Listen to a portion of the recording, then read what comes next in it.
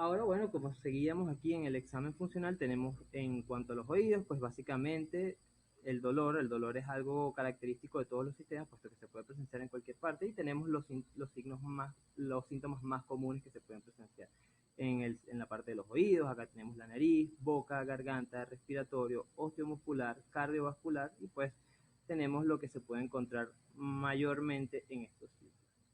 Fíjense que el hecho de que usted no encuentra hallazgos positivos no indica que tenga que dejar esto en blanco, ya que usted puede, por poner un ejemplo, puede inspeccionar la boca y pues los dientes no tienen ninguna normalidad, la halitosis o mal aliento pues no está presente, las mucosas están bien y no tiene otros agregados. Entonces, ¿qué debería colocar aquí? Pues sin presencia de hallazgos positivos, puesto que esto le hace saber a la persona que está leyendo la historia que usted interrogó, que usted preguntó, que usted investigó y que a raíz de que no encontró hallazgos positivos, pues usted se cercioró y lo colocó en la historia para que la próxima persona que lea el documento entienda que no hubo alteraciones y que por eso no hay nada referido allí. Mientras que si usted no coloca nada, pues yo pudiese suponer que fue que no lo preguntaron. Entonces, si yo veo eso en blanco, pues no voy a saber si fue que preguntó y no encontró nada o que simplemente se le pasó por alto y no lo preguntó. Por eso la importancia de detallar absolutamente todo en la historia clínica. Bueno, seguimos con los apartados del examen funcional. Como les dije, esto es una lista muy larga, muy larga. Si bien es difícil aprendérsela, pues lo más recomendable es que la lean muy bien y que traten de sacar de aquí, pues, eh, digamos, los puntos más comunes que se pueden encontrar en el paciente para que al momento de un interrogatorio en el que ustedes no cuenten con este documento, pues se puedan orientar, se puedan guiar y tengan una idea de lo que se pregunta acá. Entonces, fíjense, disculpa. Por último, acá tenemos los antecedentes epidemiológicos. Tenemos el tipo de casa, cuántas habitaciones tiene, cuántos baños tiene, si tiene los servicios básicos, dónde se ubican los baños, cuántos baños tiene, si tiene mascotas y todo lo demás. Esto aquí es muy importante debido a que esto puede estar asociado a ciertas enfermedades. Fíjense ustedes.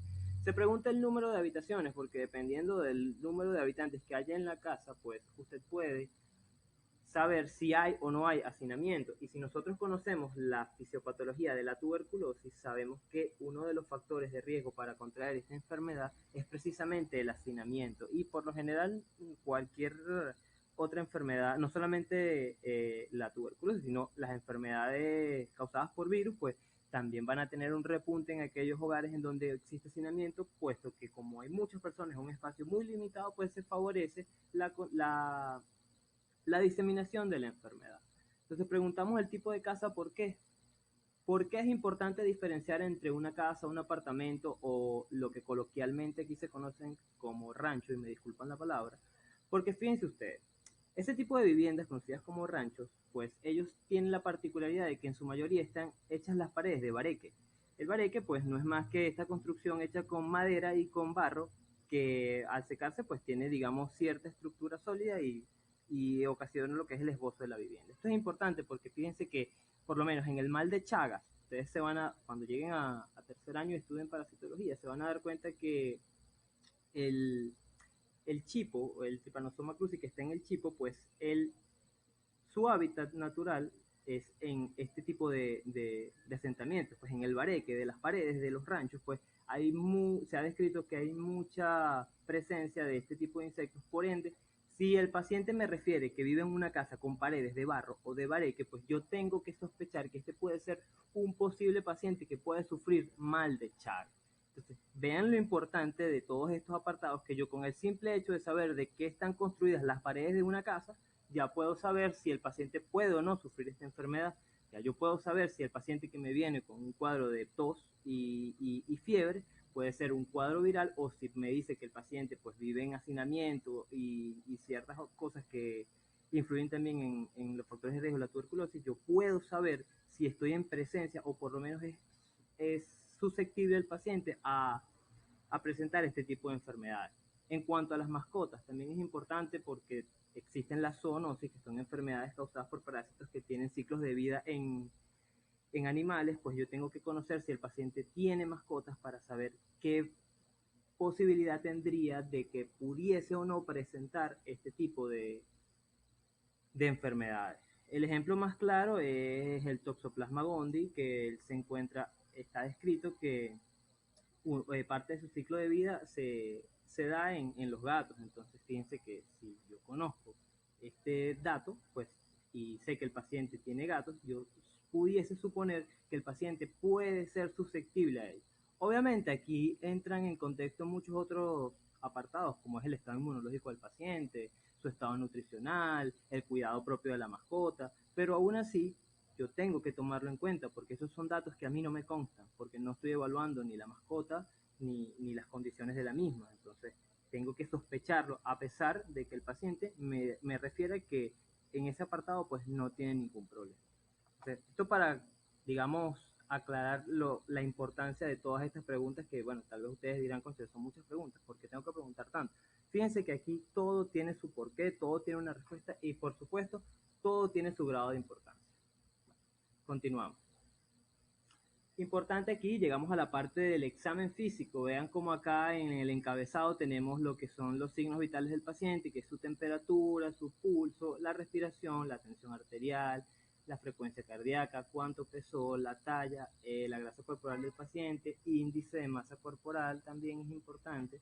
Entonces, fíjense ustedes, acá es donde nosotros vamos a empezar a colocar los principales datos que van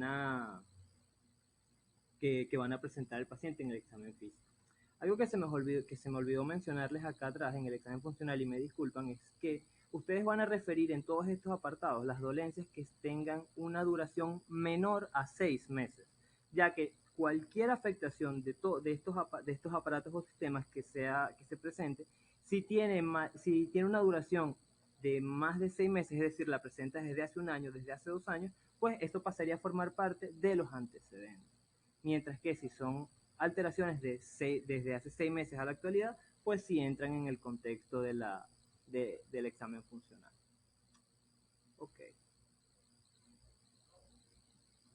Bueno, continuamos acá con el examen físico. Está dividido igualmente por aparatos y sistemas, como en el examen funcional. Acá tenemos, digamos, lo más común que podemos encontrar en el examen físico y pues lo vamos aquí eh, digamos, enlistando, por así decirlo, para que se le haga más sencillo al examinador, al médico que está examinando. Y pues fíjense que acá también vamos a encontrar el apartado de otros, puesto que es imposible, como les vengo diciendo desde hace varias diapositivas, que coloquemos todo lo que podemos encontrar aquí en un paciente, porque lo que podemos encontrar en un paciente es infinito, básicamente. Ustedes ya conocerán el calibre de los libros de semiología, pues, y ya se darán una idea de que es imposible colocar aquí todo ello. Por eso siempre van a encontrar el apartado de otro.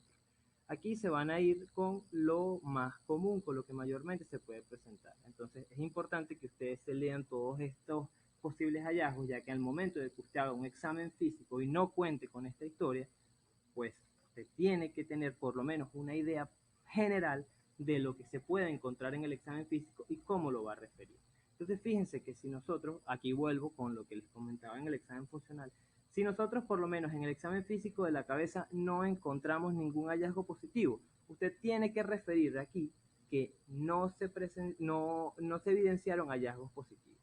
Porque si usted no lo coloca, yo puedo presumir que es que usted no lo examinó, porque si no me lo está diciendo es porque o se le pasó por alto o no consiguió nada. Pero yo no puedo irme con la seguridad, porque recuerden que aquí estamos hablando siempre de la vida del paciente y no es nada que se pueda dejar a la imaginación de nadie. Tienen que colocar aquí sin excepción lo que hagan y lo que no hagan, lo que encuentren y lo que no encuentren. Porque esto también servirá más adelante para guardarle las espaldas, ya que como les dije al principio, esto es un documento médico legal y todo lo que se escriba o se deje de escribir aquí puede ser usado en su contra, o si usted se guía por lo que estamos estipulando acá, pues en su defensa, ya que fíjense que si ocurre el caso de que un paciente fallece por X causa y se presume que la causa es que su proceder fue el incorrecto, es decir, usted incurrió en negligencia, si usted documenta todo lo que hizo y lo que no hizo en la historia clínica, usted al momento de su defensa legal aboga por la historia clínica y demuestra lo que usted hizo y pues demuestra que su proceder sí fue el correcto. De lo contrario, si usted no lo anotó aquí, si usted no tiene evidencia de ello, pues lamentablemente no tendrá manera de demostrar legalmente que usted sí procedió como es adecuado y pues, bueno, quedará, digamos, a disposición del proceso legal en el que se ve involucrado. Entonces, por eso hago hincapié en esto, ya que en la actualidad, pues ustedes se pueden encontrar con cualquier cosa. Entonces, bueno, continuamos. Esta lista también es un poco larga porque imagínense, ustedes se pueden encontrar cualquier signo en el paciente cuando lo estén examinando. Entonces, fíjense todo lo que aparece aquí. No se preocupen si no pueden aprenderse todo esto, porque yo entiendo que es muy difícil memorizar todo esto. De igual forma, recuerden que esto será colgado en YouTube y podrán verlo con el tiempo que necesiten. Y en caso de que requieran las diapositivas, pues yo se las haré llegar por los grupos de WhatsApp. Aquí seguimos con el tórax, los senos en caso de que sea femenino, pulmones, corazón, vaso sanguíneo, abdomen. Esto es un modelo prediseñado de la misma historia del Hospital Carabobo. Aquí seguimos, el examen físico como ven es muy extenso porque tenemos que aquí que estudiar todos los sistemas y todos los aparatos del paciente. Acá al final ponemos la fecha en que realizamos el examen físico y el nombre del médico por el que fue, o el estudiante, en el caso de que sea un estudiante que lo esté practicando, de quién hizo el examen físico. Entonces, bueno, ahora sí, entramos en materia de lo que es el caso clínico como tal. Acá yo les voy a mostrar un ejemplo de un caso clínico y verán cómo se estructura el mismo. Fíjense que aquí voy a comenzar por el motivo de consulta y pues ustedes pensarán que debí comenzar con la ficha patronímica, pero como les digo, académicamente ustedes no necesitan saber de qué paciente yo les estoy hablando porque quién sabe si ese paciente es familiar de alguno de ustedes, que de repente ustedes pensarán, bueno, eso es una suposición un poco absurda, pero no, para nada. En el hospital ustedes se van a encontrar al familiar de quien ustedes quieran. Se pueden encontrar, ni Dios lo quiera, hasta ustedes mismos. Entonces, fíjense que de allí radica la importancia de que académicamente ustedes resguarden la identidad del paciente, ya que la identidad del paciente, si tiene importancia, por supuesto que la tiene, su lugar en donde va a destacar la mayor importancia es en el hospital, en la práctica hospitalaria per se. Entonces, acá ustedes no necesitan saber del nombre específico del paciente, pero lo que sí necesitan saber es el motivo de consulta, que es con lo que vamos a comenzar hoy. Fíjense que acá yo coloqué en el motivo de consulta vómitos en borra de café. Entonces, ustedes pensarán, bueno, pero vómitos en borra de café me suena un término coloquial, porque la borra del café todos la conocen, pues es lo que queda del resto del café. Eso es algo que me pudiese referir cualquier paciente. Pero este motivo de consulta es particular y se los quise traer a acotación por esto mismo, porque este término en borra de café, si bien suena como un término coloquial, pues fíjense que tiene la particularidad de que también es un signo semiológico. Es un signo semiológico que más adelante en el caso les explicaré de qué se trata y pues se describe así por su particularidad específica, ya que si recuerdan cómo es la borra del café, pues esto tiene un aspecto, digamos, terroso. El paciente pudiera referírmelo como tierra mojada, tierra húmeda, pero no. Fíjense que me lo refiere como vómitos en borra de café. Y en caso de que el paciente me lo refiriese de otra forma, que me diga, doctor, mire, estoy vomitando como tierra, porque realmente tiene un aspecto terroso. Entonces, yo pudiese colocarlo, vómitos con aspecto de tierra, pero como yo sé que el término adecuado es vómitos en borra de café, y si bien no es un término semiológico netamente, aquí el punto medio es este mismo, colocarlo de la dicha forma, porque si yo fuese a colocarlo en un término médico como tal, no colocara vómitos, colocara emesis, que es el término médico de los vómitos. Pero no, lo coloco en vómitos en borra de café y sin embargo les voy a acotar que la paciente que me dijo este motivo de consulta, pues ella lo refirió exactamente como lo ven allí, pero como les digo, la imaginación de los pacientes es infinita, ellos pueden referírselo de la forma en que ustedes menos se lo imaginen. Y pues para ahorrarse algunos problemas, ustedes pueden buscar el punto medio entre lo que les dice el paciente y lo que ustedes como estudiantes de medicina y futuros médicos saben lo que es. Entonces, bueno, por allí el motivo de consulta. Vamos con la enfermedad actual. Fíjense, voy a leerles la enfermedad actual primero y después la vamos a ir desglosando para que vean cómo se elabora más o menos una enfermedad actual. Bueno, comenzamos. Se trata de paciente femenino de 67 años de edad, natural de Puerto Cabello y procedente de la localidad con antecedentes de hipertensión arterial diagnosticada en el año 2012, controlada este enero de 2017 con losartán potásico de 50 miligramos vía oral y linfoma gástrico de mal diagnosticado en el año 2014. La paciente recibió tratamiento con quimioterapia en 5 sesiones hasta diciembre del año 2016. El paciente refiere inicio de su enfermedad actual el 20 de febrero del 2017, cuando presenta oliguria, disuria dolorosa con abundante espuma en la orina y constipación. El 27 de febrero se anexa el cuadro clínico hiporexia, fatiga, somnolencia y astenia.